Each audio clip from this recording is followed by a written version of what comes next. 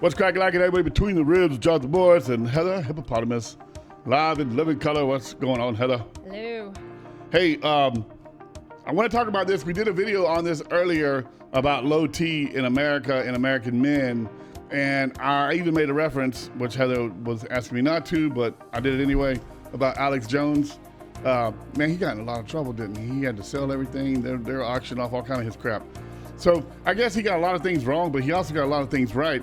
And he actually one of the ones that started calling this years ago. I want to say 10 years ago, but don't quote me on the exact year, that over half the men in America would have to be on testosterone replacement by the year like 2022, 2023 was basically like, I think his projections. But here we are in 2024, and I had a conversation the other night, Heather, with a dude, and I'm not gonna say his name, he's kind of a friend of a family, but I've heard about, you know, the commercials are everywhere, right? Testosterone replacement, hims, hers, make it last longer, make it last better, be in charge of yourself, blah, blah, blah, blah. You know, all the stuff that goes into the sexuality of... And it's on all of the radio stations. Every single one, multiple times, multiple people, right? It's almost like I don't know if they're creating a problem, and maybe there's a lot of men that don't need it, but they hear about it and they're like, well, man, maybe I need it, maybe I need it, maybe I need it. So they're creating this industry, or just that many people actually need it, and now it's relatively available. But it was like this industry was created because 10 years ago, only old people took testosterone replacement and Viagra and Cialis. No, young people may have did it at the party, you know, or for steroids, for lifting weights or something, you know, for sports, but not like for just everyday life. No, we didn't hear anything about it. I think education has sparked an interest in it, and we're learning more about it, which is good because there's a whole lot of stuff about the hormones that we didn't know in my parents' age. Right, and testosterone was very beneficial for a man. A little bit of testosterone for women also, but so those things are very, very important to you. But I was talking to this dude, right, and I kind of made a joke about, you know, I run 1400 my T levels, which I don't. I normally run 1198 when they do my test every 3 months. I thought it was 1400. I really did think you were telling the truth. No, okay, it was at one test was I was at like 1420 something, and my doctor was like, hey, you're gonna die, you're gonna have a stroke, like we got to get you down. You got to be under 1200 at your age. You can't be running those levels that high. You know, it could cause you the possibility to have a stroke, your blood thickening up, your heart's not going to function properly. Yeah, you definitely don't want that. Yeah, so I kind of backed off on some of the natural supplements I was taking because I was taking Ashwagandha and lion's mane and all kind of stuff that helps your body produce testosterone. So I got it now. The last 3 tests were like 1198, 1188 maybe. They're all under 1200, the last 3 tests I've taken. So I'm in a great spot, right? I feel good, I feel great. You know, other than the knee surgery, I feel great. So I was kind of joking with the boy, and I threw out the 1400 number. And he's like, what? He's like, you got 1400 testosterone? I was like, yeah, kind of run strong, you know? And he goes, I'm on testosterone replacement. I was like, what? I was like, you're 20 years old. He's like, yeah. He's like, I suffer from low T. I was like, you're 20. How do you suffer from low T at 20? Your body's supposed to be max producing it.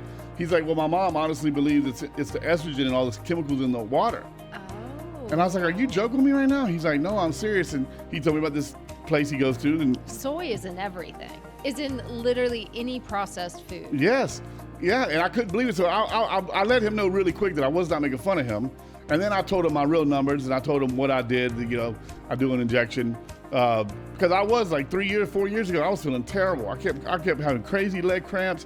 I had no energy. I couldn't heal. I couldn't recover. I couldn't stay hydrated. And I went to the doctor. I was like, there's something wrong with me. I got this bug, a flu. I can't get. So he checked me out after all these tests. He's like, man, your testosterone's kind of low.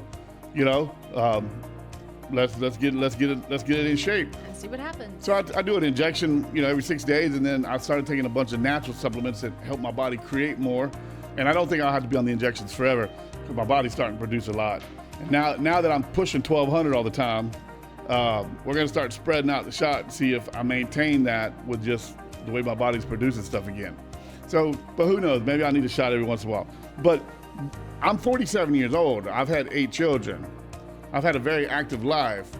You know, I guess what I'm saying is I'm still I'm not out of my prime yet, but if you look at the chart at the doctor's office, by the time you're like 41, 42-ish, 45 to 60, that's when your T levels normally take a dip in normal society.